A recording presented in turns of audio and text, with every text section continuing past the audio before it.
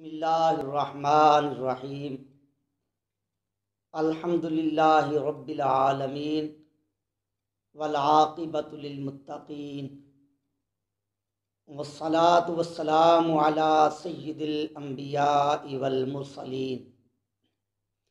وعلی آلہ وصحبہ اجمعین۔ ناظرین، موجودہ وبائی صورتحال کی وجہ سے جس طرح معاشی اعتبار سے،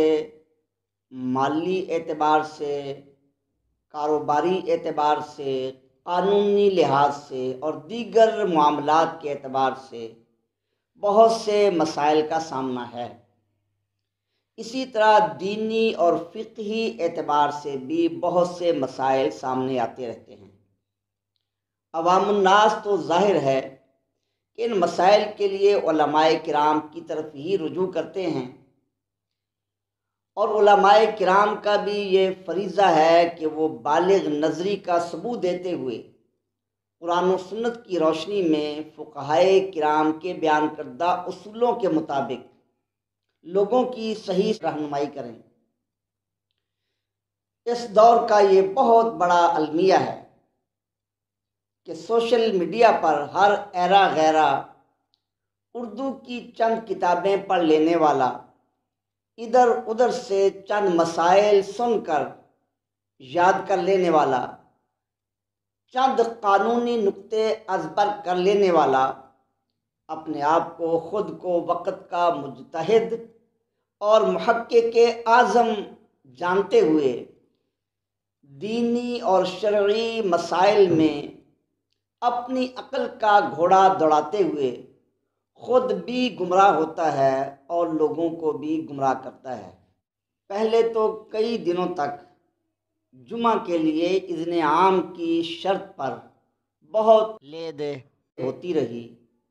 عوام الناس کے لیے حقیقت مسئلہ تک رسائی بڑی مشکل ہو گئی۔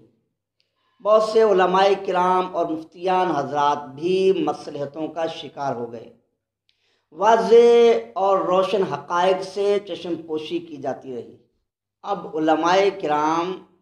اور حکومت کی مشترکہ میٹنگز کے نتیجہ میں یہ اعلان کیا گیا کہ رمضان المبارک میں نماز با جماعت کی مشروط اجازت ہے، اور حکومت کی بیان کردہ شرائط میں سے ایک شرط یہ بھی ہے کہ دو نمازیوں کے درمیان کم از کم 6 فٹ کا فاصلہ رکھا جائے گا۔ اس صورتحال میں یہ مسئلہ زیر بحث آیا کہ آیا اس طرح نمازیوں کے درمیان طویل فاصلہ رکھتے ہوئے جماعت کروانا یہ درست ہے یا جائز نہیں ہے۔ حکومت وقت نے اس مسئلہ میں کیا آرڈر جاری کیا وہ ایک الگ مسئلہ ہے، لیکن ایک شرعی مسئلہ کی اہمیت اپنی جگہ برقرار ہے۔ اس سلسلہ میں بہت سی پوسٹیں، بہت سی ویڈیوز اور بہت سے بیانات وغیرہ نظر سے گزرے۔ کچھ لوگوں نے تو یہ کہہ دیا کہ نماز با جماعت میں صفوں کو ملانا ضروری ہی نہیں ہے۔ بعض لوگوں نے یہ کہا اس سے نماز میں کوئی نقص، کوئی خرابی لازم نہیں آئے گی۔ بعض نے کہا اگرچہ صفوں کو ملانے کا حکم دیا گیا ہے، لیکن کرونا وائرس کی وجہ سے چونکہ خطرہ ہے لہذا اس کی اجازت ہے کہ درمیان میں فاصلہ رکھ کر جماعت کروائی جائے۔ کچھ لوگوں نے کہا کہ چونکہ حکومت کی طرف سے سخت آرڈر جاری کر دیے گئے ہیں لہذا اس کے پیش نظر یہ مجبوری ہے، اس لیے فاصلہ رکھ کر جماعت کروائی جا سکتی ہے۔ اور پھر ایک اور قابل غور بات یہ بھی ہے کہ اس مشترکہ میٹنگز کے نتیجے میں جو اعلان کیا گیا، حکومت کی طرف سے جو شرائط بیان کی گئیں ان میں یہ بتایا گیا کہ دو نمازیوں کے درمیان 6 فٹ کا فاصلہ رکھا جائے گا، اور اگر اس کی خلاف ورزی کی گئی تو دوبارہ پابندی عائد کی جا سکتی ہے۔ علماء کرام کی طرف سے جاری کردہ اعلامیہ میں شرائط نامے میں یہ بتایا گیا کہ دو نمازیوں کے درمیان 3 فٹ کا فاصلہ رکھا جائے گا۔ تو یہ دونوں کے بیان میں جو تضاد آیا، اس کی وجہ سے بھی عوام الناس میں ایک اضطراب پایا جا رہا ہے۔ اس مسئلہ کی اہمیت کو بیان کرنے کے لیے چند احادیث نبویہ پیش کی جاتی ہیں تاکہ یہ واضح ہو کہ آیا نماز با جماعت میں صفوں کو ملانا یہ ضروری ہے یا نہیں، اور نمازیوں کے درمیان فاصلہ رکھ کر نماز با جماعت ادا کرنا یہ جائز ہے یا نہیں۔ امام بخاری رحمۃ اللہ تعالی علیہ صحیح البخاری رقم الحدیث 719 میں باب اقبال الامام علی الناس عند تسویۃ الصفوف میں آپ یہ روایت بیان کرتے ہیں۔ سیدنا انس بن مالک رضی اللہ تعالی عنہ وہ فرماتے ہیں، اقیمت الصلاۃ فاقبل علینا رسول اللہ صلی اللہ علیہ وسلم بوجہہ قال اقیموا صفوفکم وتراصوا فانی اراکم من وراء ظہری۔ نبی پاک صلی اللہ تعالی علیہ وسلم کے دور اقدس میں نماز کھڑی ہوئی تو رسول اللہ صلی اللہ علیہ وسلم اپنے رخ انور کے ساتھ ہماری طرف متوجہ ہوئے اور آپ نے ارشاد فرمایا کہ اپنی صفوں کو سیدھا رکھو اور ایک دوسرے کے ساتھ خوب مل کر کھڑے ہو کہ بے شک میں تمہیں پشت کے پیچھے سے بھی ملاحظہ فرما رہا ہوں۔ صحیح البخاری رقم الحدیث 725 میں باب الزاق المنکب بالمنکب والقدم بالقدم فی الصف کے اندر امام بخاری رحمۃ اللہ تعالی علیہ سیدنا انس بن مالک رضی اللہ تعالیٰ عنہ سے روایت کرتے ہیں، قال اقیموا صفوفکم فانی اراکم من وراء ظہری وکان احدنا یلزق منکبہ بمنکب صاحبہ وقدمہ بقدمہ۔ فرمایا کہ رسول اللہ صلی اللہ علیہ وسلم نے ارشاد فرمایا اپنی صفوں کو سیدھا رکھو کیونکہ میں تم کو پشت کے پیچھے سے ملاحظہ فرماتا ہوں۔ تو صحابہ فرماتے ہیں کہ ہم ایک دوسرے کے کندھے سے کندھا ملا کر اور قدم سے قدم ملا کر کھڑے ہوا کرتے تھے۔ تیسری حدیث پاک صحیح مسلم رقم الحدیث 434 میں باب تسویۃ الصفوف و اقامتها کے اندر یہ حدیث پاک حضرت سیدنا انس بن مالک رضی اللہ تعالیٰ عنہ آپ روایت فرماتے ہیں، قال رسول اللہ صلی اللہ تعالیٰ علیہ وسلم اتم الصفوف فانی اراکم خلف ظہری۔ رسول اللہ صلی اللہ علیہ وسلم نے ارشاد فرمایا اپنی صفیں مکمل کرو کیونکہ میں تمہیں پشت کے پیچھے سے بھی دیکھتا ہوں۔ چوتھی حدیث پاک صحیح مسلم رقم الحدیث 430 میں حضرت سیدنا جابر بن سامورہ رضی اللہ تعالیٰ عنہ فرماتے ہیں کہ نبی مکرم صلی اللہ علیہ وسلم ہمارے پاس تشریف لائے اور آپ نے ارشاد فرمایا الا تصفون کما تصف الملائکۃ عند ربها فقلنا یا رسول اللہ وکیف تصف الملائکۃ عند ربها قال یتمون الصفوف الاول ویتراصون فی الصف۔ فرمایا کہ نبی پاک علیہ الصلوۃ والسلام نے ارشاد فرمایا کیا تم اس طرح صفیں نہیں بناتے جس طرح اپنے رب کے حضور ملائکہ صفیں بناتے ہیں؟ تو ہم نے عرض کیا یا رسول اللہ صلی اللہ علیہ وسلم آپ ارشاد فرمائیں ملائکہ کس طرح اپنے رب کے حضور صفیں بناتے ہیں؟ تو رسول اللہ صلی اللہ علیہ وسلم نے ارشاد فرمایا وہ پہلی صفوں کو مکمل کرتے ہیں اور صفوں میں ایک دوسرے کے ساتھ خوب مل کر کھڑے ہوتے ہیں۔ مسند امام احمد بن حنبل جز نمبر 36 صفحہ نمبر 597، رقم الحدیث 22,263، مطبوعہ بیروت کے اندر حضرت ابو امامہ باہلی رضی اللہ تعالیٰ عنہ آپ سے روایت ہے، قال رسول اللہ صلی اللہ تعالیٰ علیہ وسلم سووا صفوفکم وحاذوا بین مناکبکم ولینوا فی ایدی اخوانکم وسدوا الخلل فإن الشیطان یدخل فیما بینکم بمنزلۃ الحذف۔ رسول اللہ صلی اللہ علیہ وسلم نے ارشاد فرمایا، تم اپنی صفیں سیدھی رکھو اور اپنے کندھے ایک سیدھ میں رکھو اور اپنے مسلمان بھائیوں کے ہاتھوں میں نرم ہو جاؤ اور صفوں کے درمیان کشادگی کو، خالی جگہ کو پر کر دو، کیونکہ شیطان تمہارے درمیان بھیڑ کے بچے کی طرح داخل ہو جاتا ہے۔ چھٹی حدیث پاک امام نسائی سنن نسائی کے اندر رقم الحدیث 815 میں، باب حث الامام علی رص الصفوف والمقاربۃ بینہما، اس میں یہ حدیث پاک ذکر فرماتے ہیں، حضرت سیدنا انس بن مالک رضی اللہ تعالیٰ عنہ آپ فرماتے ہیں کہ نبی پاک صلی اللہ علیہ وسلم نے ارشاد فرمایا،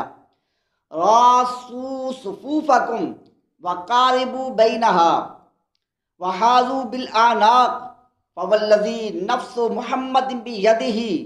انی لأری الشیطان تدخل من خلل الصف کأنہا الحذف۔ نبی پاک صلی اللہ علیہ وسلم نے ارشاد فرمایا کہ تم ایک دوسرے کے ساتھ خوب مل کر صفوں میں کھڑے ہو اور صفوں میں فاصلہ نہ رکھو اور کندھے ایک دوسرے کی سیدھ میں رکھو، اور فرمایا کہ جس کے قبضہ قدرت میں مجھ محمد کی جان ہے، میں دیکھ رہا ہوں کہ شیطان صفوں کی خالی جگہ کے درمیان داخل ہو جاتا ہے جیسا بھیڑ کا بچہ داخل ہوتا ہے۔ چھٹی حدیث پاک المعجم الکبیر للطبرانی، رقم الحدیث 11,184، نبی پاک صلی اللہ علیہ وسلم ارشاد فرماتے ہیں، من نظر الی فرجہ فلیسدها بنفسہ فإن لم يفعل فمر مار فلیتخط علی رقبتہ فإنہ لا حرمۃ لہ۔ فرمایا کہ جو شخص صف میں خالی جگہ دیکھے تو اسے خود بھر دے، اگر اس نے ایسا نہ کیا تو جو شخص وہاں سے گزرے وہ اس کی گردن کو اپنے پاؤں سے روند ڈالے، کیونکہ اب اس کی کوئی حرمت، کوئی احترام باقی نہیں رہا۔ تو ناظرین، آپ نے یہ احادیث ملاحظہ فرمائی، اس کے علاوہ بھی متعدد احادیث کریمہ ہیں جن سے واضح ہوتا ہے کہ صفوں کے درمیان خوب مل کر کھڑا ہونا کس قدر اہم اور ضروری ہے۔ اب میں امام اہل سنت اعلیٰ حضرت عظیم البرکت مجدد دین و ملت امام الشاہ احمد رضا خان فاضل بریلوی رحمۃ اللہ تعالی علیہ آپ کے چند ارشادات عالیہ پیش کرتا ہوں۔ فتاوی رضویہ جلد نمبر 7 صفحہ نمبر 46 پر آپ نے یہ احادیث اور دیگر احادیث فقہائے کرام کے اقوال ذکر کرنے کے بعد فرمایا کہ ان احادیث کریمہ اور اقوال فقہا سے یہ واضح ہوا کہ صفوں کو ملانا اور خالی جگہ نہ چھوڑنا کس قدر اہم اور ضروری ہے کہ اس خالی جگہ کو پر کرنے کے لیے نمازی کے آگے سے گزرنے کی بھی اجازت دے دی، حالانکہ نمازی کے آگے سے گزرنا سخت ممنوع ہے۔ صفحہ نمبر 48 پر امام اہل سنت نے فرمایا کہ اس سے یہ معلوم ہوا کہ صفوں کو ملانا واجب ہے اور درمیان میں خالی جگہ چھوڑنا یہ مکروہ تحریمی ہے۔ اور امام اہل سنت رحمۃ اللہ تعالی علیہ آپ نے فتاوی رضویہ جلد نمبر 7 صفحہ نمبر 48 پر ہی یہ بھی فرمایا کہ ان احادیث کریمہ میں امر کا صیغہ ہے، اور فقہائے کرام نے، اصولیین نے یہ لکھا کہ امر کا صیغہ وجوب کے لیے آتا ہے۔ یہ اس بات کی دلیل ہے کہ خالی جگہ کو پر کرنا واجب ہے۔ اور صفحہ نمبر 49 پر یہ فرمایا کہ کسی صف کے اندر فرجہ رکھنا، کشادگی رکھنا یہ مکروہ تحریمی ہے جب تک اگلی صف پوری نہ کر لی جائے، دوسری صف ہرگز نہ باندھیں۔ فتاوی رضویہ جلد نمبر 7 صفحہ نمبر 150 پر آپ نے یہ فرمایا کہ قطع صف مکروہ تحریمی ہے، اس سے نماز میں نقص لازم آتا ہے۔ تو یہ فتاوی رضویہ کی بھی چند ایک عبارات پیش کی، ورنہ متعدد مقامات پر امام اہل سنت فاضل بریلوی رحمۃ اللہ تعالی علیہ انہوں نے صراحت کے ساتھ لکھا کہ صفوں کے درمیان خالی جگہ چھوڑ دینا، صفوں کو پر نہ کرنا، مکمل نہ کرنا، یہ مکروہ تحریمی ہے، اس سے نماز میں نقص لازم آئے گا۔ اب آخر میں فتاوی رضویہ کی ایک عبارت پیش کرتا ہوں جس سے بعض لوگ اس طرح کی عبارات سے جواز پر استدلال کرتے ہیں اور یہ کہتے ہیں کہ موجودہ حالت میں صفوں میں خالی جگہ چھوڑنا جائز ہے۔ تو فتاوی رضویہ جلد نمبر 6 صفحہ نمبر 31 پر امام اہل سنت رحمۃ اللہ تعالی علیہ آپ نے یہ لکھا کہ قطع صف ناجائز، ہاں اگر کثرت جماعت کے باعث جگہ میں تنگی ہو، اس لیے مقتدی در میں اور امام محراب میں کھڑے ہوں تو یہ مکروہ نہیں ہے۔ اب فتاوی رضویہ کی اس عبارت سے یہ استدلال کیا جاتا ہے کہ امام اہل سنت رحمۃ اللہ تعالی علیہ آپ نے یہ فرمایا کہ جب جگہ تنگ ہو، مقتدی ستونوں کے درمیان کھڑے ہو جائیں اور صفوں میں کشادگی رہ جائے تو کوئی مکروہ تحریمی نہیں ہے، اس سے کراہت لازم نہیں آئے گی، کیونکہ الضرورات تبیح المحظورات، ضرورت کے وقت یہ چیز جائز ہو جاتی ہے۔ تو اب سوال یہ ہے کہ آپ کہتے ہیں کہ ضرورت کی بنا پر جائز ہے اور اب بڑی سخت ضرورت ہے، کرونا وائرس کا حملہ ہو جائے گا، لہذا اب اس طریقے سے نماز ادا کی جا سکتی ہے۔ تو اس سلسلہ میں یہ سوال ہے کہ آپ کو یہ ثابت کرنا ہوگا کہ واقعی ضرورت شرعیہ پائی گئی۔ اگر واقعتاً ضرورت شرعیہ ہے، جو صورت امام اہل سنت فرما رہے ہیں اس میں ضرورت ہے، جگہ تنگ ہے، مجبوری ہے، تو اس لیے اگر ستون کے درمیان کھڑے ہو گئے اور درمیان میں کشادگی آ گئی، خالی جگہ رہ گئی تو کوئی مکروہ نہیں۔ لیکن موجودہ صورتحال میں اگر واقعی ضرورت ہو کہ مسجد میں نماز باجماعت ادا کریں اور صفوں میں خالی جگہ نہ چھوڑیں تو جان کو خطرہ ہے، آدمی ہلاک ہو جائے گا، اس طرح کی کوئی ضرورت ہے، تو سوال ہے کہ پھر بینکوں کے سامنے لمبی قطاریں کھڑی ہوتی ہیں، لمبی لائنیں لگی ہوتی ہیں، کیا وہاں ضرورت نہیں پائی جاتی؟ دکانوں کے سامنے رش ہوتا ہے، دودھ دہی والی دکانوں کے سامنے رش پایا جاتا ہے اور متعدد جگہ رش ہوتا ہے، حکومتی اراکین ان کی میٹنگز ہوتی ہیں اور وہاں کوئی 6 فٹ کا فاصلہ نہیں ہوتا، وہاں اجتماع پایا جاتا ہے۔ تو سوال ہے کہ آیا وہاں ضرورت نہیں ہے؟ کیا وہاں کرونا وائرس حملہ نہیں کرتا؟ آیا صرف جمعہ کے دن، خاص جمعہ کے وقت وہ حملہ آور ہوتا ہے، اس کے بعد حملہ آور نہیں ہوتا؟ یا جس طرح دکانیں 5 بجے بند کر دی گئیں تو 5 بجے تک تو وہ حملہ آور نہیں ہوگا، 5 بجے کے بعد حملہ آور ہوگا؟ یا پھر وہ مسجدوں میں حملہ آور ہوگا، بازاروں میں حملہ آور نہیں ہوگا؟ تو کیا کرونا وائرس بھی فواد چودھری کی طرح دین بیزار ایک وائرس ہے کہ جہاں نماز ہو، جہاں جمعہ ہو وہاں یہ حملہ آور ہوتا ہے، کسی اور جگہ حملہ آور نہیں ہوتا؟ اس طرح کے بہت سے سوالات ہیں جن سے واضح ہوتا ہے کہ یہاں کوئی ضرورت شرعیہ متحقق نہیں ہے۔ الگ الگ پیمانے بنائے گئے ہیں، بازاروں کے لیے پیمانہ اور ہے،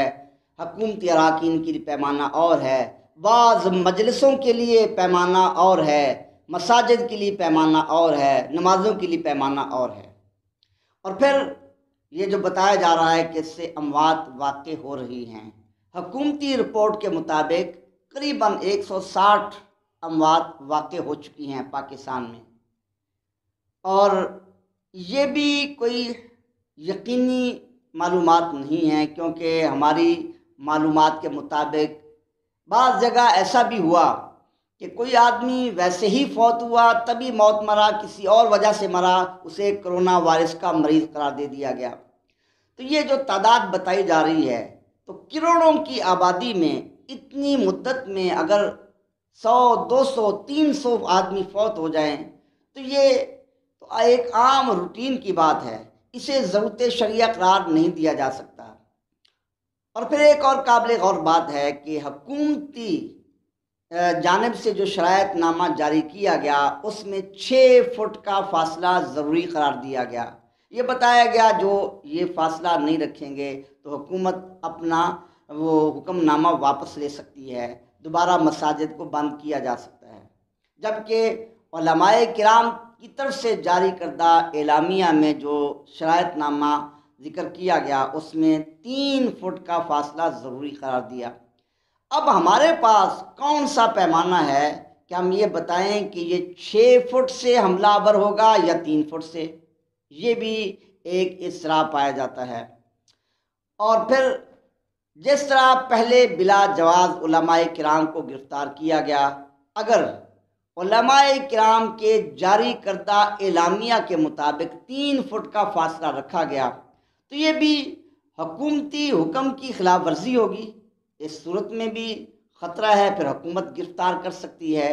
تو وہ خطرہ تو 3 فٹ کا فاصلہ رکھنے کے بعد بھی برقرار رہے گا۔ اگر حکومت کے حکم نامے پر عمل کیا گیا، 6 فٹ کا فاصلہ رکھا گیا، تو پھر ذرا غور کیجئے، آدمی رکوع میں جائے گا فاصلہ کم ہو جائے گا، آدمی سجدے میں جائے گا فاصلہ کم ہو جائے گا، 6 فٹ کا فاصلہ نہیں رہے گا۔ اگر 6 فٹ سے کم فاصلے میں وہ وائرس حملہ آور ہو سکتا ہے تو پھر بھی نماز کے دوران بار بار ایسے مراحل آئیں گے کہ فاصلہ 6 فٹ سے کم رہ جائے گا، خطرہ تو پھر بھی باقی رہے گا۔ جس چیز سے آپ جان چھڑانا چاہتے ہیں وہ جان پھر بھی نہیں چھوٹ سکے گی۔ اور پھر ان شرائط کے مطابق 50 سال سے زائد عمر والے نمازیوں کو داخلے کی اجازت نہیں ہوگی۔ تو کیا 50 سال کے نمازیوں کو خطرہ نہیں ہوگا؟ اس طرح بہت سے لوگ، کثیر تعداد جو بڑی عمر والے ہیں،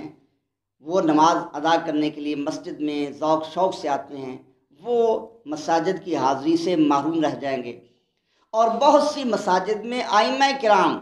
ان کی عمر بھی 50 سال سے زائد ہے، تو وہاں وہ امام تبدیل کرنا پڑیں گے، یا پھر اماموں کے لیے کوئی الگ نشانی ہوگی کہ وائرس ان پر حملہ آور نہیں ہوگا۔ اور کراچی میں تو مساجد میں نمازیوں کی تعداد بہت زیادہ ہوتی ہے، عام دنوں میں بھی نمازیوں کی تعداد زیادہ ہوتی ہے، اور رمضان المبارک میں تو تعداد اور بھی زیادہ ہو جاتی ہے۔ اور گلیوں میں، بازاروں میں جماعت قائم کرنے کی تو اجازت نہیں ہے، حکومت کی طرف سے یہ بھی منع ہے۔ اور بہت سی مساجد میں 3 4 منزلیں ہیں جو نمازیوں سے بھر جاتی ہیں، بعض جگہ خود دیکھا گیا جوتوں والی جگہ بھی نمازی موجود ہوتے ہیں۔ تو جب 6 فٹ کے فاصلے والی شرط کے مطابق نماز ادا کی گئی تو کثیر نمازی وہ جماعت سے محروم رہ جائیں گے، اور جو گھروں سے نکلیں گے ان کو جگہ ہی نہیں ملے گی، خالی واپس جائیں گے اور دوبارہ وہ مساجد کا رخ نہیں کریں گے۔ اور بڑی بڑی مساجد جہاں نمازیوں کی تعداد ہزاروں میں ہوتی ہے، وہ تو بازاروں میں پھر لمبی لائنیں لگا کر کھڑے ہو جائیں گے۔ اگر لائنوں کے بغیر آئیں گے تو دروازوں سے گزرتے ہوئے ایک دوسرے کے قریب ہوں گے، ایک دوسرے سے ٹچ ہوں گے، تو پھر بھی کرونا وائرس حملہ آور ہوگا۔ اور اگر یہ کہا جائے کہ کرونا وائرس آتے وقت حملہ آور نہیں ہوگا، صرف مساجد کے اندر ہی جماعت کی حالت میں ہی حملہ آور ہوگا، تو اس کے لیے کیا دلیل ہے؟ جب وہ لائنیں لگا کر آئیں گے تب مثال کے طور پر ظہر کی نماز کے لیے دوپہر کے وقت سے ہی بازاروں میں لمبی لائنیں لگانا پڑیں گی، ورنہ تو وہ نماز میں شامل نہیں ہو سکیں گے۔ پھر جن 2 نمازوں میں وقفہ کم ہے، جیسے عصر اور مغرب یا مغرب اور عشاء، تو ان نمازوں میں نمازی نماز پڑھ کر پھر گھر جائیں گے، گھروں کو صرف ہاتھ لگا کر بھی واپس آئیں، ان کا جماعت میں پہنچنا مشکل ہو جائے گا۔ افطاری کہاں کریں گے، وضو وغیرہ کب کریں گے؟ تو پھر وہ مسجد میں ڈیرا لگا کر بیٹھ جائیں گے، جبکہ حکومت کی طرف سے تو مسجد میں اعتکاف بیٹھنے کی بھی اجازت نہیں ہے۔ اور جب حکومتی شرائط پر عمل کرنے کے لیے 6 فٹ کا فاصلہ ہر جگہ برقرار رکھنے کے لیے لمبی لائنیں لگائی جائیں گی تو ہمارے ہاں اس پر تو عمل بہت مشکل ہوگا۔ اس کے لیے کڑی نگرانی کی ضرورت ہوگی، تو پھر یا تو امام اور خطیب کو گرفتار کر لیا جائے گا، جیسا پچھلے جمعوں کے اجتماعات میں ہوا کہ تم نے بازاروں میں نگرانی کیوں نہیں کی اور لوگوں کا خیال کیوں نہیں رکھا، اور دوسرا یہ کہ امام صاحب خطیب صاحب جماعت کروائیں گے یا لوگوں کی لائنوں کی نگرانی کریں گے، یا پھر فوجی جوان پولیس والے وہ بھیجنے ہوں گے، رش اور بڑھ جائے گا، عجیب سی مضحکہ خیز صورتحال پیدا ہو جائے گی۔ تو خلاصہ یہی ہے کہ اگر حکومتی شرائط کے مطابق 6 فٹ کا فاصلہ رکھا جائے